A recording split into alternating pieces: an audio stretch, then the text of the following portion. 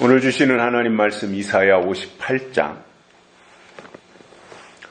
13절과 14절 두 절의 말씀 봉독해 드리겠습니다.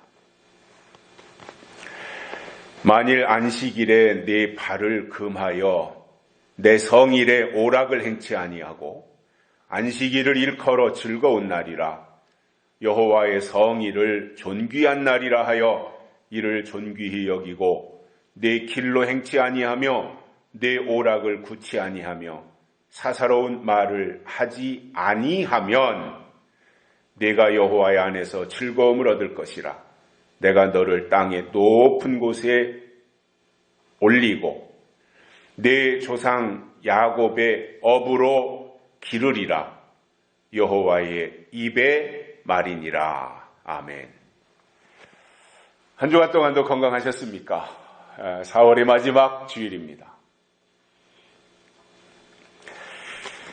이제 점점 모든 것이 푸르러지고요.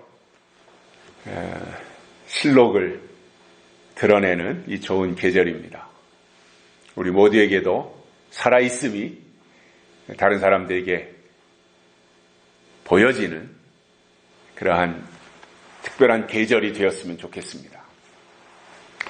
이사야 58장 앞부분에 보면 하나님이 기뻐하는 금식이 무엇인지에 대해서 설명하고 있습니다. 그래서 이 금식을 하면, 즉 하나님이 기뻐하시는 이 금식을 하면 그 결과는 굉장합니다. 그래서 하나님이 원하시는 것이 무엇인지, 또는 하나님이 기뻐하시는 것이 무엇인지, 또는 하나님이 뜻하는 것이 무엇인지를 우리가 알고 해야 됩니다. 특별히 금식이라고 할 때 우리가 식음을 전폐하는 것을 금식이라고 하죠. 육신이 모든 음식을 차단하고 목적을 가지고 하나님 앞에 매달릴 때 금식 기도를 한다고 표현을 하는데, 이사야 선지자가 말씀하고 있는 금식은 하나님의 약속이 빠진 설교를 듣지 말고 금식하라는 것이고, 결국은 이것이 뭐냐면 선악과를 먹지 말라는 것입니다.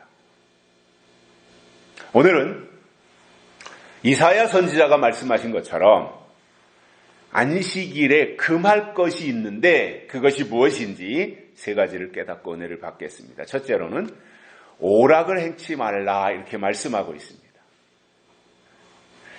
오락이라고 하는 것은 육체의 즐거움을 추구하는 것이고, 이사야 선지자는 그러한 것에 대하여 발을 금하라고 했는데, 그렇다면 우리가 참된 금식, 하나님이 기뻐하시는 금식, 들어야 될 것과 듣지 말아야 될 것을 정확하게 분별하고 듣지 말아야 될 것, 즉 먹지 말아야 될 선악과를 차단하고 먹어야 될 것, 들어야 될 것만 듣는 우리들의, 하나님의 백성들의 입장에서 볼 때, 그렇다면 오락이 모두 다 나쁜 것인가? 라고 하는 부분들입니다. 저는 이렇게 생각을 합니다.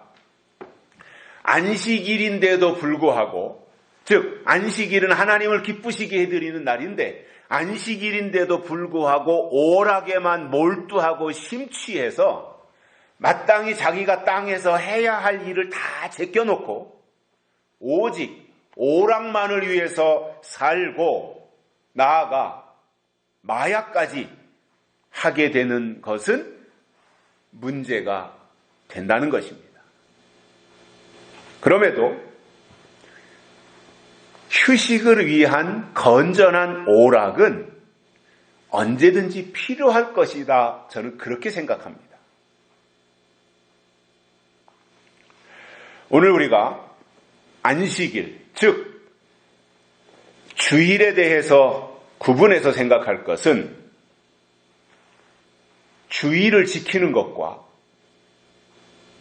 그리고 말씀, 즉 설교를 듣는 것에 대한 이 부분들을 어떻게 구분하고 가야 될 것이냐 하는 문제입니다. 먼저 주의를 지키는 문제에 있어서 지금은 어떠한 이 사회의 변화에 의해서 과거에 그토록 소중하게 생각했던 주일 성수의 개념은 없어졌습니다. 또 시대적 흐름에 따라서 변하는 것들이 있지 않습니까? 변하는 것은 그냥 우리가 인정하고 받아들이는 거예요. 즉 본질을 지키는 것이 믿음이잖아요. 진리 문제. 이 본질은 우리가 끝까지 사수하되 비본질적인 것들에 대해서는 우리가 받아들일 만한 것들은 받아들이고 수용할 부분들이 있다면 수용하고 인정해야 될 부분들이 있다면 인정하고 그렇게 가면서 끝까지 우리가 본질에 충실한 것이 저는 하나님이 기뻐하시는 신앙의 자세라고 생각을 하고 있습니다. 그러니까 저는 이 주일 성수의 문제도 시대의 흐름에 따라서 자연스럽게 구약시 율법 시대에 지켰던 안식일 이 개념이 완전히 없어졌지 않습니까? 그리고 신약에 와서도 구약의 안식일의 개념을 교회에다가 접목시켜서 율법적인 예수님 부활하시고 승천하셔서 주일을 지키는데도 불구하고 구약의 안식일 제도를 주일에다가 혼합시켰던 거예요. 그러다 보니 주일을 지키는데 하나님을 즐거워하고 하나님을 기뻐하고 하나님을 예배하고 하나님을 찬양하고 예배라고 하는 단어 속에 제가 예배학을 공부할 때 배웠는데 예배라고 하는 단어 속에는 enjoy가 있습니다. enjoy. 즉 하나님을 즐거워한다 이겁니다. 그게 중요한 것이지 제도에 매여서 주일이니까 안식일이니까 이렇게 생각을 하고 있다면 그것은 시대에 뒤떨어진 생각이 아닐까 그러한 생각을 가져봅니다. 물론 정성과 마음가짐은 좋다고 봐요. 저는 그러한 자세를 가지고 그러한 태도를 가지고 주일을 지킨다. 즉 새벽부터 밤늦게까지 하나님께 예배드리고 경건하게 살기 위해서 혼신의 노력을 다한다. 이것은 좋은 일이라고 봅니다. 그러나 우리나라에 교회 복음이 들어왔을 때 기독교가 처음 들어왔을 때는 교회가 너무 율법적으로 가르치다 보니 주일날 교회 갈 때도 먼 거리임에도 불구하고 주일날을 버스 타고 가면 안 되고 왜냐? 돈을 내야 되니까 자기 자가용 타고 가는 건 되는데 버스 타고 가면 안 되고 토요일날 자동차에다가 주유소에 가서 기름을 넣어놓고 가는 건 상관없지만 주일날 교회 가다가 기름이 떨어져서 주유소에 가서 기름을 넣는 건 안 되고 이런 식으로 굉장히 좀 편협적으로 가르쳤던 시절이 있었습니다. 물론 그렇게 마음을 다하고 정성을 들여서 이 하나님이 주신 이 주일을 지킨다고 하는 그 개념은 좋지만 사실은 기독교는 본질, 즉 내용에 충실한 거잖아요. 그런데 과거의 주일 성수라고 하는 개념 속에는 어떠한 형식은 갖춰져 있었지만 내용은 미흡했던 거예요.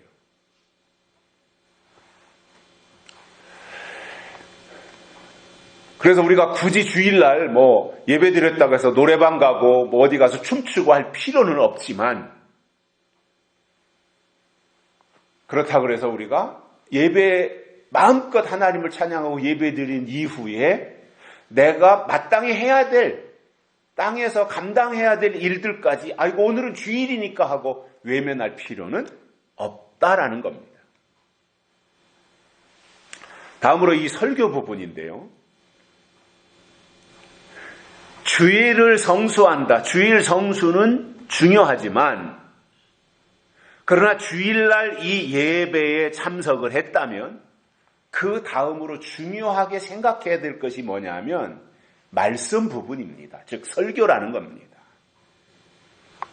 자, 왜 제가 이렇게 말씀을 드리냐면 구분해서 주일 예배가 그릇이라면 설교, 즉 말씀은 그 그릇 속에 담겨진 내용입니다.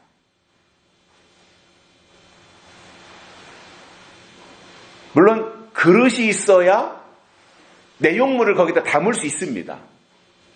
그러니까 내용만 중요하고 그릇은 필요 없다 이것이 아니라 이건 극단주의자들이고 내용이 중요하기 때문에 그 내용을 어떤 그릇에다가 담을 것이냐라고 하는 이 두 가지가 같이 병행이 돼야 되는 것인데 우리가 예배도 중요하고 주의를 지키는 것이 필요하지만 그러나 주일날 교회에 왔다 예배 참석했기 때문에 나는 내 역할을 끝냈다라고 하는 것이 아니라 그것은 그냥 그릇으로 흉내만 내고 마는 것이고 정말 그 그릇이 소중하려면 예배가 소중하려면 그 속에 담겨진 내용이 귀해야 그릇도 소중히 여김을 받게 되는 겁니다. 그런데 내용은 없이 형식적으로 예배에 참석한 것으로 할 일을 다 했다고 생각한다면 그 예배는 의미가 없습니다. 사실은 우리가 예배에 참석하는 것은 예배 자체가 목적은 아닙니다.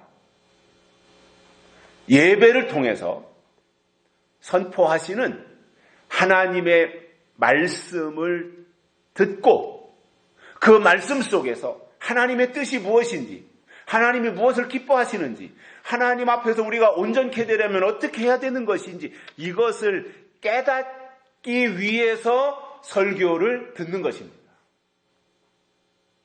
그래서 예배가 더 중요하냐 설교가 더 중요하냐 물론 둘 다 꼭 필요한 것이지만 왜냐 예배를 통해서 설교를 선포하기 때문에 그러나 이 두 가지를 놓고 하나만 선택하려면 사실은 설교라는 말입니다. 하나님이 안식일에 발을 금하여 오락을 행치 말라고 하신 이유가 있습니다. 그것은 자기의 유익을 구치 말고 추구하지 말고 오히려 그 주의를 주신 안식일을 주신 하나님을 즐거워하고 그 안식일을 지키는 것을 최고의 기쁨으로 생각하며 살아야 된다 그 말이에요. 그래서 하나님이 주신 말씀처럼 그 금식할 것을 제대로 금식하며 주의를 잘 지키면 그때 하나님이 그들에게 주시는 것이 있는데 말씀을 통해서 천년왕국 안식에 들어갈 수 있도록 하시겠다고 하는 약속을 주신 것입니다. 그래서 그 약속이 있기 때문에 천년왕국의 안식, 그 약속이 있기 때문에 우리는 이 땅에서 주일 안식을 지키는 것을 귀히 여겨야 된다 그 말입니다. 두 번째로는 안식일을 존귀히 여겨야 된다 이렇게 말씀하고 있습니다. 여기서 존귀히 여기라고 하는 말은 안식일을 존귀히 여기라고 하는 건데 이 말의 뜻은 뭐냐면 안식일을 주신 분을 존귀히 여기라 그 말이에요. 그러면 어떻게 하는 것이 존귀히 여기는 것이 되겠습니까?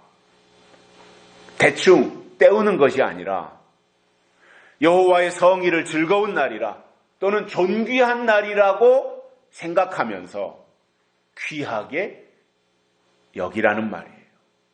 소중하게 생각하라는 말이에요. 여기서 여호와의 성일은 주일이고 더 나아가서 천년왕국입니다. 주일을 우리가 일반적으로 과거에 안식일이라 그랬잖아요. 그러니까 주일은 쉬는 날, 즉 안식하는 날.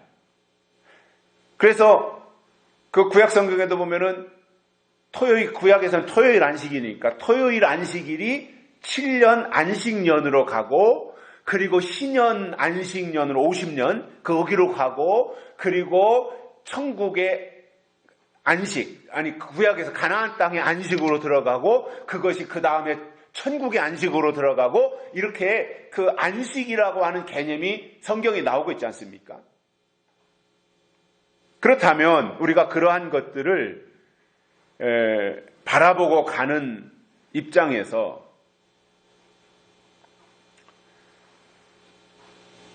주일 안식을 지키면서 천년왕국의 안식을 우리가 바라보게 되는데, 이러한 그 뜻을, 이러한 하나님의 계획을 알고 있다면 두 가지를 존귀하게 여겨야 한다, 그 말입니다. 그게 뭐냐면, 땅에서 우리가 마땅히 주일을 지키면서, 주일을 지켰기 때문에 내가 이 땅에서 할 수 있는 모든 역할은 다 끝냈다고 할 것이 아니라, 주일 안식을 통해서 천년왕국의 안식, 앞으로 하나님께서 이 땅에 허락하실 천년왕국의 안식을 생각하는 것이 필요하다는 거예요. 그러니까 오늘은 주일이니까 교회 가서 예배 드려야 되지, 이렇게 생각하는 사람이 있고, 오늘 내가 주일날 교회 가서 말씀을 들으면서 하나님의 뜻을 깨닫고 주일날 안식할 뿐만 아니라 천년왕국의 안식에도 들어가야 된다라고 생각하며 주일을 지키는 것의 차이는 크다는 것입니다. 우리가 성경적인 신앙을 가지고 주일을 지키는 것은 이러한 의미가 있습니다.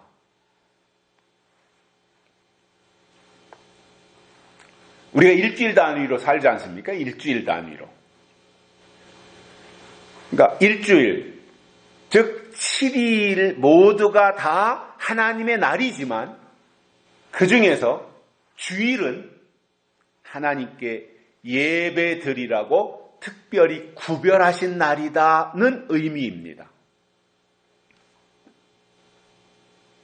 그래서 이 주일이 되면 구별된 자들이 구별된 장소에 모여서 하나님을 경배하는 것입니다. 그러면 내가 오늘 주일을 지켰으니까, 주일 예배에 참석했으니까 나머지 평일은 아무렇게나 해도 된다는 것이냐면 절대 그렇지 않다는 겁니다. 주일과 평일의 차이를 보면, 주일은 하나님께 예배드리는 날로 하나님이 정하셨으니 그날에 하나님의 요구대로 우리가 하는 것은 당연한 일입니다.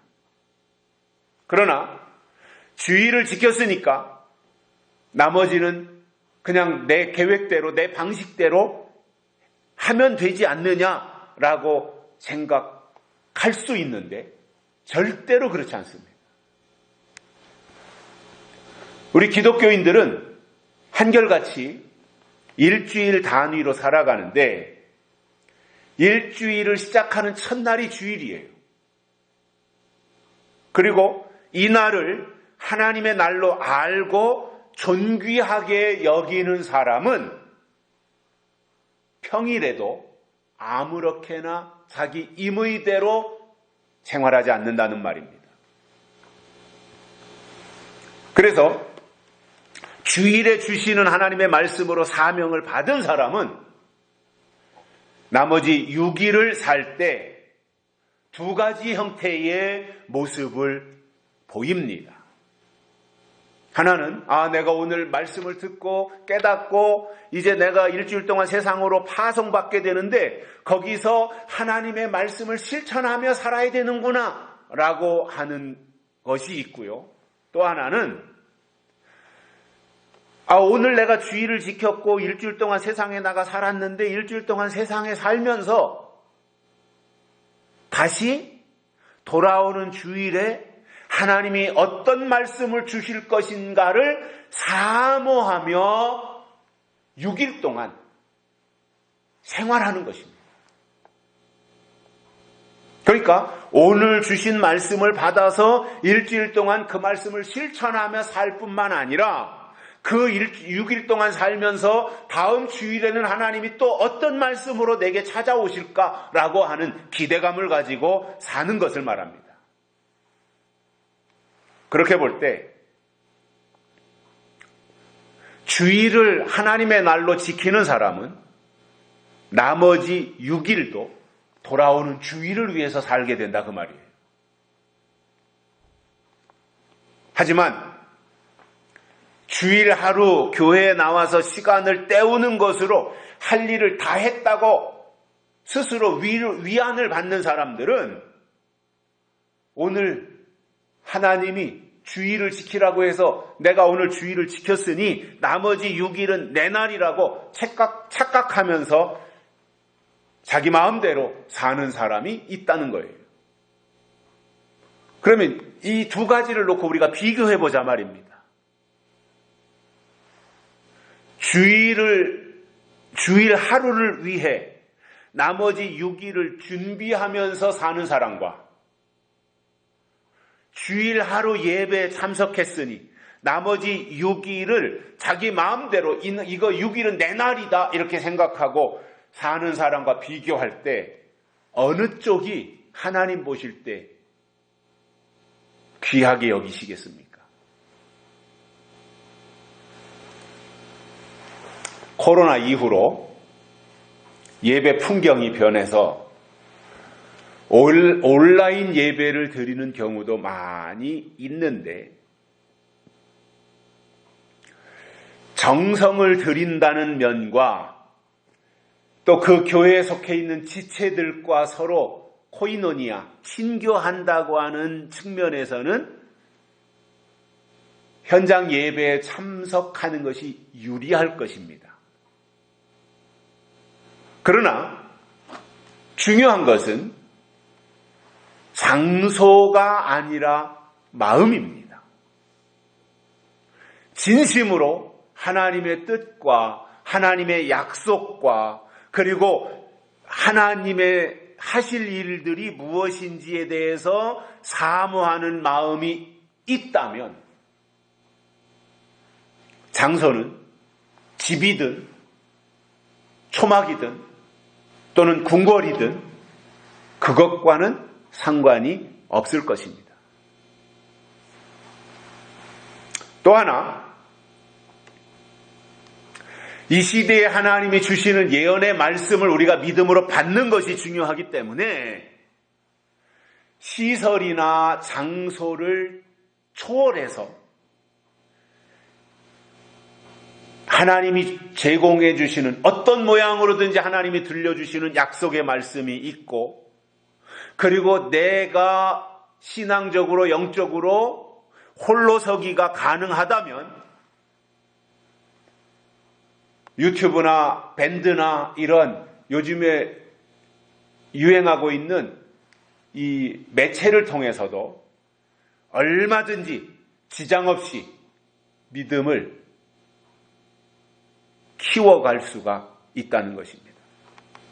왜냐하면 중국에 있는 지하교회 성도들이 많이 있다고 하지요. 우리 조선족들도 중국 지하교회들이 많이 있다고 하는데 그들은 중국에는 교회가 인정되지 않기 때문에 공식적으로 드러내놓고 이런 예배당 건물에 가서 예배 드리는 것이 아니라 라디오 방송을 틀어놓고 극동방송국이나 기독교 방송국에서 제공하는 그 예배 내용을 통해서 숨어가지고 예배를 드리는 사람도 있고 또 어떤 경우는 큰 교회에서 보내주는 설교 테이프나 예배 실황을 담은 그러한 내용들을 통해서 믿음을 배양하는 사람들도 있기 때문에 유튜브를 최대한 잘 활용할 수만 있다면 저는 현장 예배와 별 차이가 없다라고 생각을 합니다.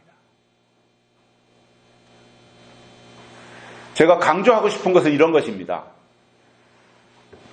아무리 좋은 시설을 갖춰놓고 좋은 환경과 여건 속에서 예배를 드린다고 할지라도 하나님이 때를 따라 내려주시는 약속의 말씀이 빠져 있다면 그 예배를 하나님이 받지 않는다는 말입니다. 다른 불로 제사드리었던 아론의 아들들의 다말과 아비후의 그 다른 불로 드린 제사를 하나님이 거절하셨듯이 지금도 하나님의 약속, 하나님의 예언의 말씀이 누락된 그러한 예배는 하나님이 거절하신다는 겁니다.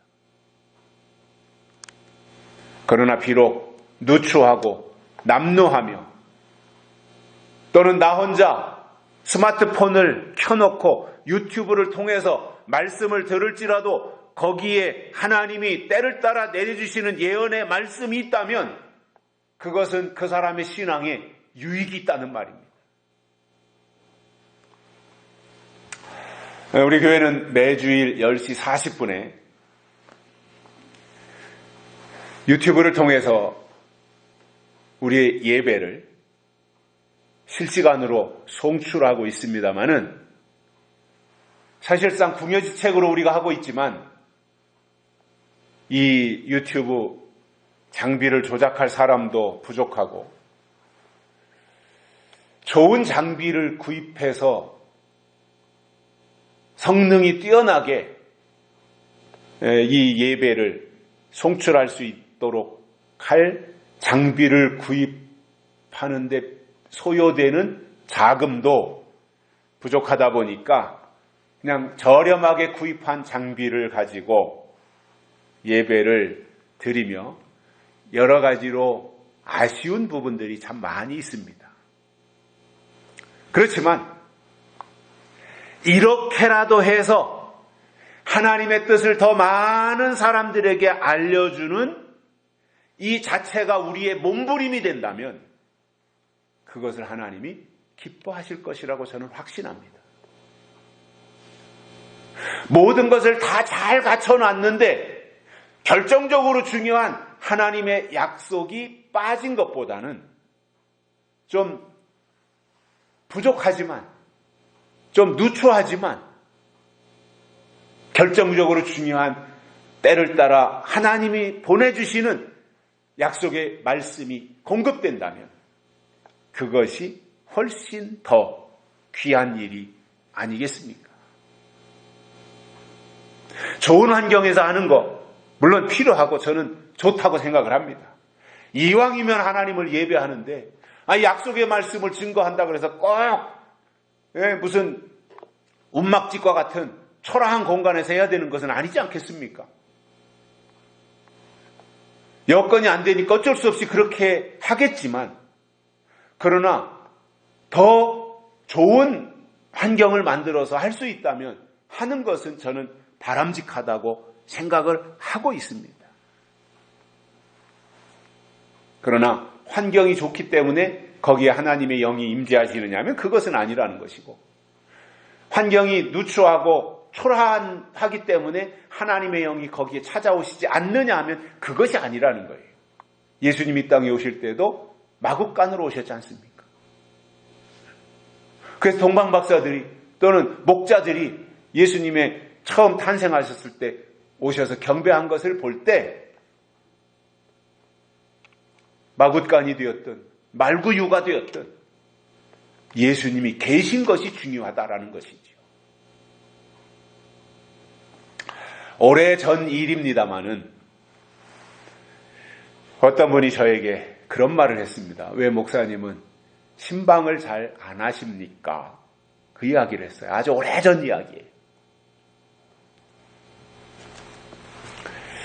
그때만 해도 저는 그래도 규모가 어느 정도 됐으니까 구성원들이 어느 정도 있었으니까 봄, 가을로 구역별로 정해서 다 대신방을 할 때이고 또 새로운 분들이 오시면 등록 신방을 꼬박꼬박 다 할 때입니다.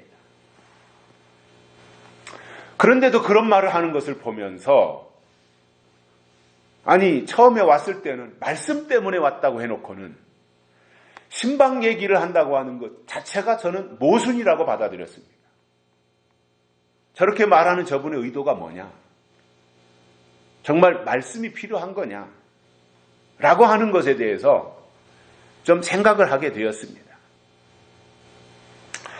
저도 제 성격이 잘 아시겠지만 제 성격이 사람 만나는 거 좋아하고 얘기하고 또 주로 듣는 거 이런 거 저는 참 좋아하고요. 사람 만나서 같이 밥 먹고 이렇게 하는 거 참 좋아합니다. 그리고 제 성격상 그런 거 잘할 수 있습니다. 그러나 제가 해보니까 신방에 치우치다 보면 말씀에 소홀해지더라는 거예요. 이 두 가지를 다 같이 잘하지 못하더라는 거예요. 시간은 한정이 돼 있는데. 그리고 말씀에 있어서 소홀해지는 것을 저 자신이 견디지 못해요.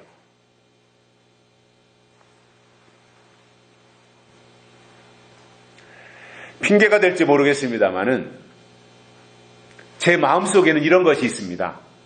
뭐냐 하면 남들이 말하지 않는 것을 내가 말해야 된다라는 부담감이 있어요. 다 똑같다면 저기서 하는 말 나도 하고 내가 하는 말 저기서 한다면 저의 존재감이 무엇이며 우리 교회가 이 시대에 왜 필요한가? 하나님의 약속과 예수님의 재림을 말한다면 그 설교 내용 속에 담겨진 것도 달라야 하지 않느냐. 그런데 그것이 그냥 되느냐 말이에요. 가만히 있는데 감 떨어지듯이 어느 날 뚝뚝 떨어져서 그게 되느냐 말이에요. 어떤 때는 목사로 산다는 것이 굉장히 고달픕니다.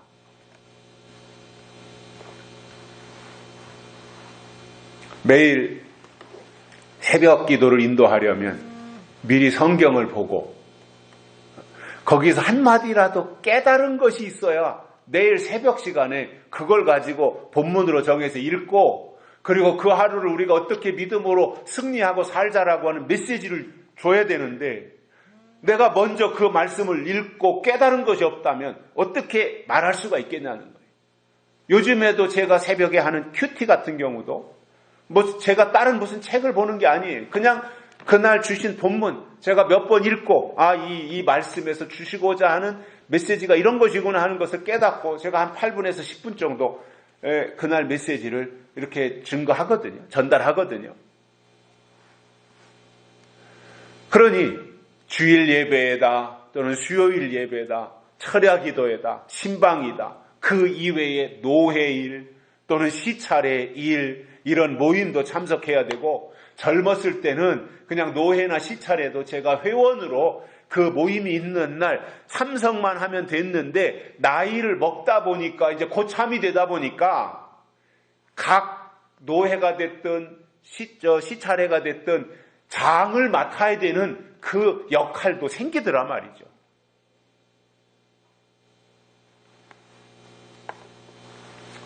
하나님의 말씀을 전한다고 하는 것이 준비 없이 그냥 되는 것이 아니라 얼마나 많은 시간을 생각하고 또 묵상하는 가운데서 그 성경 본문이 주고자 하는 내용의 깊이를 저 나름대로 깨달아서 남들이 말하지 않는 약속과 예언을 외쳐야 존재의 이유가 된다고 하는 것을 저는 지금도 생각하고 있는 사람입니다.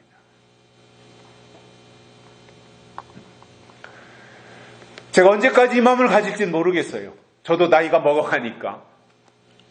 또 언제까지 제가 이 역할을 감당할지는 모르겠어요. 그러나 현재의 마음이 그렇다는 거예요.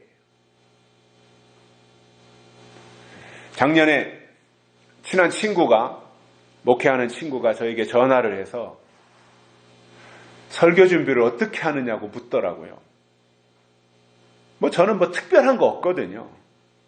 그래서 제가 그렇게 말했습니다. 나는 그냥 평소에 성경을 읽다가 제 마음에 와닿는 구절이 있으면 성경 구절을 일일이 다 메모해 두고 그리고 그 중에 하나를 선택해서 다음 주일날 이제 설교할 것을 오늘 주일 예배 끝나고 저녁에 본문을 정하고 제목을 거기서 뽑아낸다.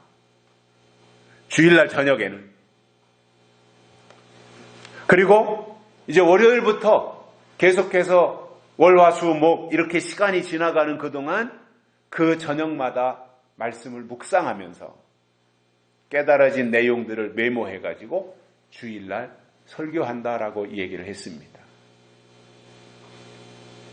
저도 어떤 사람들처럼 월요일부터 이런저런 모임에 찾아다니고 또는 부흥회를 한다고 돌아다니고 하다가 토요일 오후쯤에서 성경 본문 한 구절 정해가지고 거기서 몇 자 띠적띠적 적은 후에 예화나 세상 돌아가는 얘기를 섞어서 25분, 30분 이렇게 설교할 수 있지만 제 마음속에는 그게 허용이 안 되는 겁니다. 그게 제 주변에 여러 친구들이 있는데 어떻게 하든지 저를 자기들 모임에 거기다 끌어다 놓으려고 여러 번 시도를 했었어요. 제가 할 줄 몰라서 안 하는 것이 아니라 그게 그렇게 하다 보니 시간 소비가 많고 또 제가 주장하는 내용과 반대되는 그 모습들을 제가 발견을 하게 되니까 저는 일부러 그런 것을 안 한 거예요. 그러니까 할 줄 몰라서 안 하는 것이 아니라 유익이 안 되기 때문에 안 한 것뿐이에요.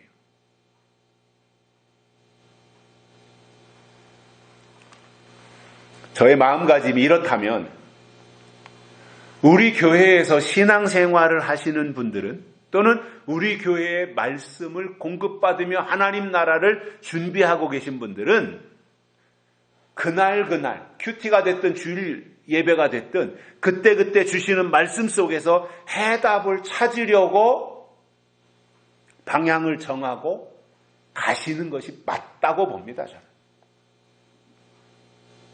무슨 일 있으면 쭈루루 전화하고 무슨 일 있으면 쭈루루 찾아오고 무슨 일 있으면 쭈루루 해서 신방해달라 그러고 그건 어린아이들의 일이잖아요. 장성했다면 스스로가 뭐를 할 수 있는 모습들이 있어야 된다고 저는 생각을 하는 거예요. 말로는 장성했다고 하는데 말로는 단단한 식물을 먹고 있다고 하는데 말로는 재림신앙을 가지고 있다고 하는데 행동하는 것을 보면 맨날 누구를 의지해가지고 의탁해가지고 그냥 어떻게 거기서 위로의 말 한마디 듣고 한 이틀 지나면 또 침체되고 나약해지고 그러다 또 권면해주고 그러면 또 살아나는 것 같고 아니 언제까지 그것만 되풀이하고 반복하겠냐는 거죠.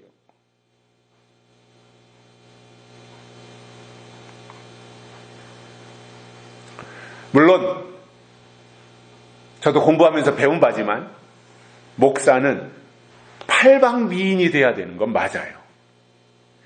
기도도 잘해야 되고 신방도 잘해야 되고 설교도 잘해야 되고 행정도 잘해야 되고 교육도 잘해야 되고 사람과의 관계도 잘해야 되고 그런데 모든 것을 다 잘할 수 있는 사람이 어디 있냐 말입니다. 그러니까 그 사람이 잘하는 것을 장점으로 보고 거기에 맞춰가는 것이 지체들의 역할이 아니겠는가? 저는 그러한 생각을 하는 거예요. 저의 입장에서 제가 해야 될 역할은 예배에 참석하시는 분들이 주의를 존귀하게 여기고 하나님을 경배하며 예언의 말씀 안에서 하나님의 약속을 발견하고 신앙을 성숙하도록 만들어 드리는 것, 이거라고 저는 생각을 합니다. 그래서 우리가 재림신앙을 가졌다, 약속의 말씀을 깨닫고 있다라고 하면 빨리 어린아이의 일을 버려야 돼요. 그런데 어린아이의 일은 내가 버리고 싶다고 해서 버려지는 게 아닙니다. 바울이 고린도전서 13장에서 말한 것처럼 내가 어렸을 때는 말하는 것이 어린아이와 같고 생각하는 것이 어린아이와 같았는데 장성한 사람이 되어서는 어린아이의 일을 버렸노라 이렇게 고백합니다. 장성하면 다 해결되더라는 거예요. 근데 왜 맨날 투정하고 짜증내고 왜 맨날 사소한 것들에게 흔들림을 당하느냐 하면 장성하지 못했기 때문에 그렇습니다.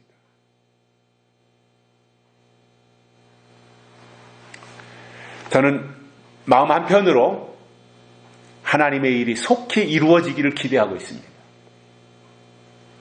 그렇게 되기 위해서 더 많은 사람들이 예언의 말씀 앞으로 나오기를 소망하고 있습니다. 현재로 볼 때 우리 교회가 내놓고 보여줄 만한 것이 아무것도 없습니다. 그리고 풍전등화와 같이 언제 꺼질지 모를 정도로 보잘것 없습니다. 그런 중에 제가 희망을 발견하고 있는 부분은 유튜브를 통해서 제공하는 새벽 큐티, 주일 예배, 여기에 들어오시는 분들의 숫자가 조금씩 늘어나고 있다고 하는 것에 대해서 저는 고무적으로 생각을 하고 있습니다. 저는 유튜브에 올릴 때 그날 그 본문에 있는 내용에서 제목을, 큐티 같은 경우도 제목을 선정을 하는데 좀 성경에서도 자극적인 사람들이 보면 혹할 수 있는 제목을 뽑으면 사람들이 많이 들어와요. 평범한 제목으로 올리면 제목만 보고 사람들이 별로 안 들어와요. 그렇다면 제가 나쁜 마음을 가지고, 나쁘다기보다는 좀 사람들이 더 많이 오게 해야 되겠다 해가지고 제목을 자극적으로 막 이렇게 한다면 얼마든지 많은 사람들이 들어올 수 있도록. 왜냐, 우리가 지금 이 큐티를 한 지도 4년이 넘었지 않습니까? 그러다 보니 이제 꾸준하게 보시는 분들은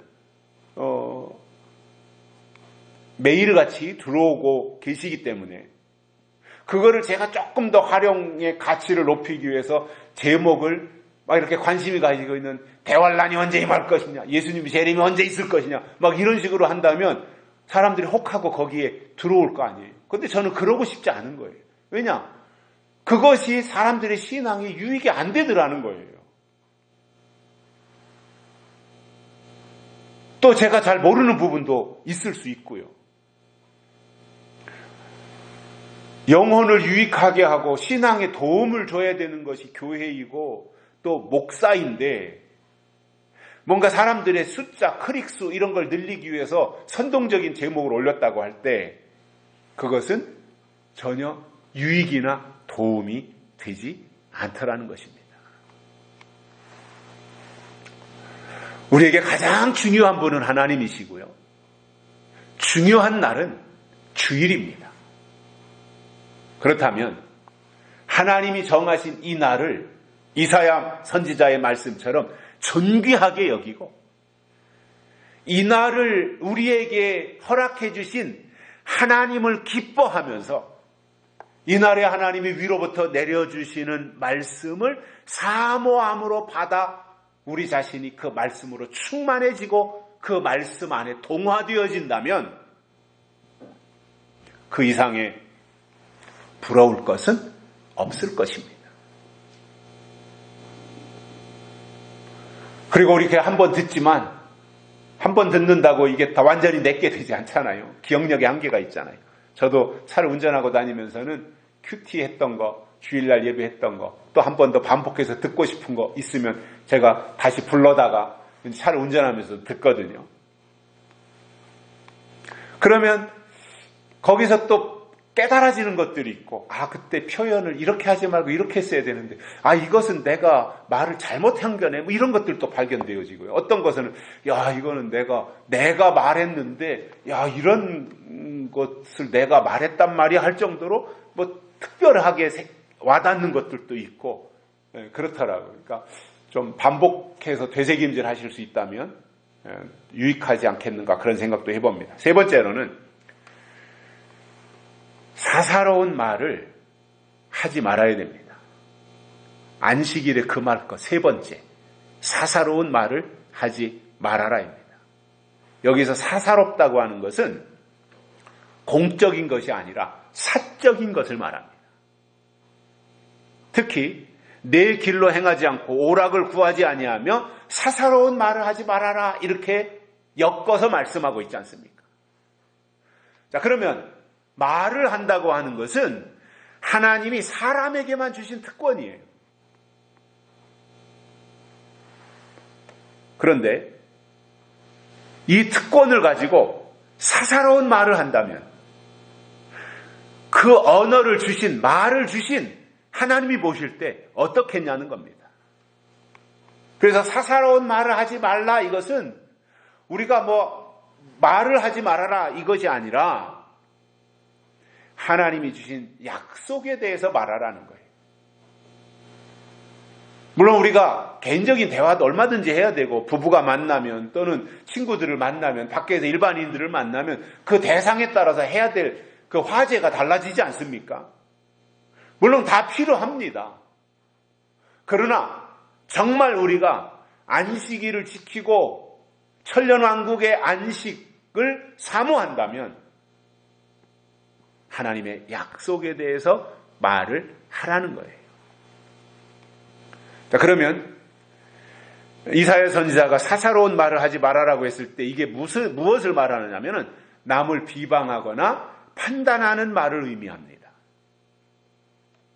그런 거 하지 말라는 거예요. 남을 비방하거나 남을 판단하거나 남을 정죄하거나 이런 거 하지 말라는 거예요.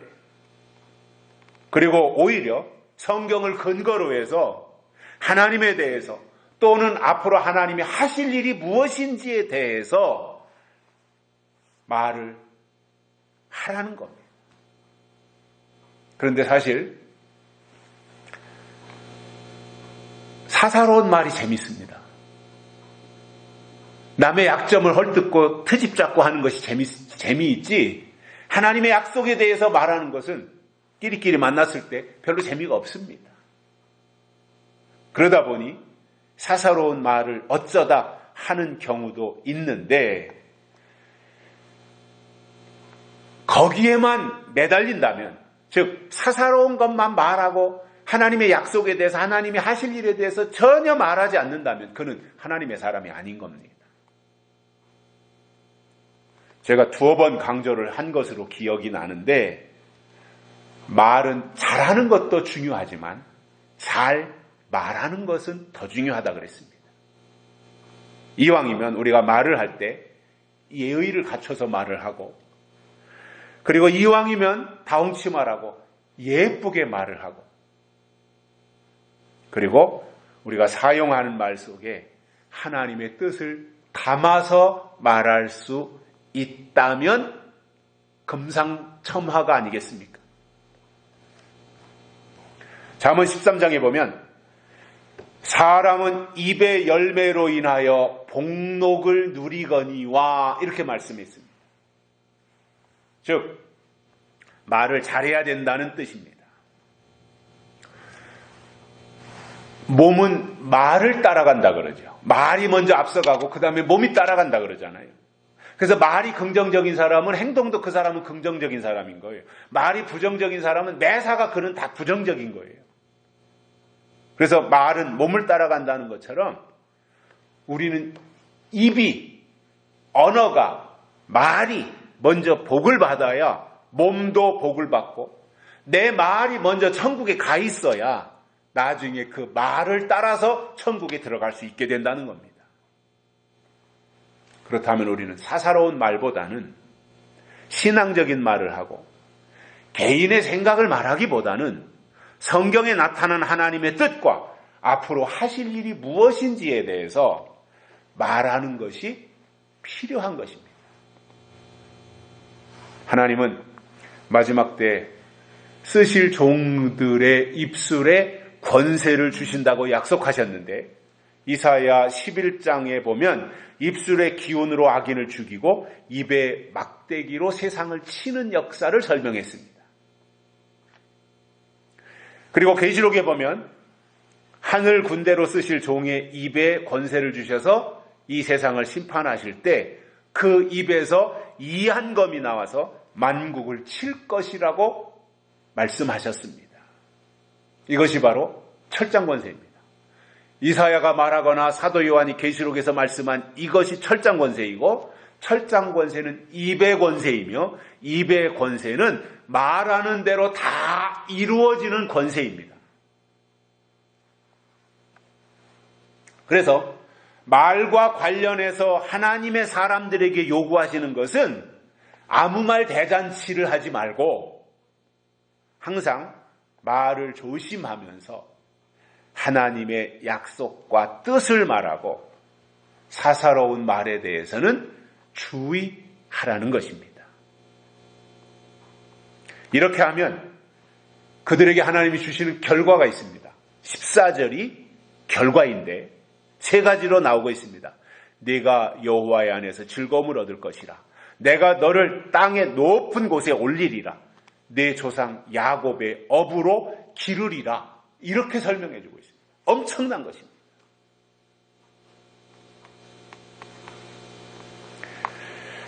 그래서 우리가 하나님이 기뻐하시는 금식을 하고 하나님이 정하신 대로 안식일을 잘 지키면 하나님은 그들을 보상하시겠다는 거예요. 결론으로 오늘 말씀에서 하나님은 안식일을 지키는 데 있어서 철저하게 금지해야 될 선악과가 무엇인지 세 가지를 말씀하신 거예요.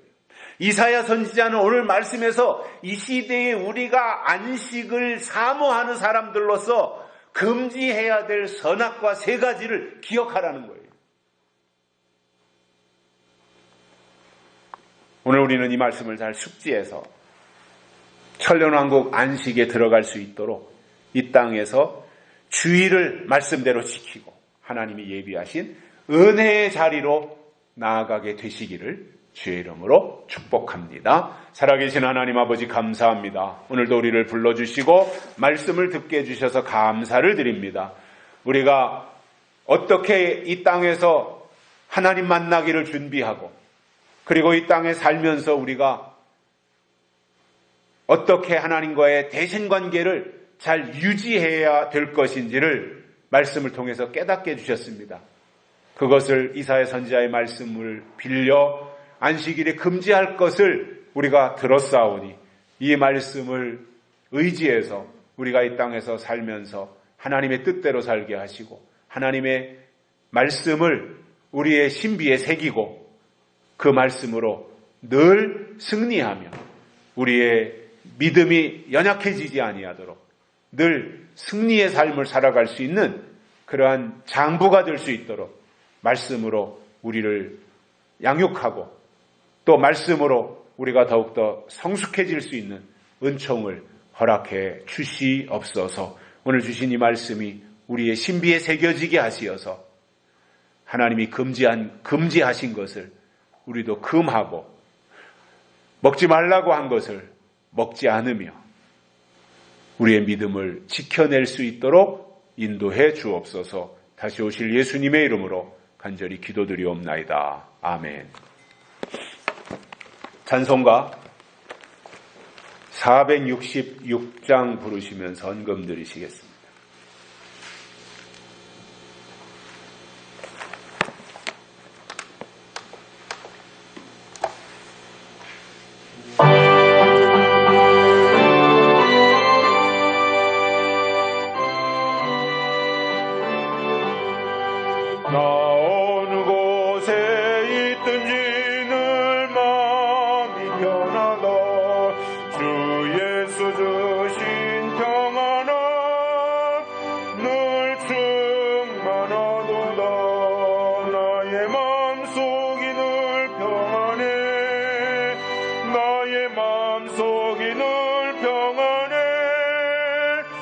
악한 죄 파도가 많으나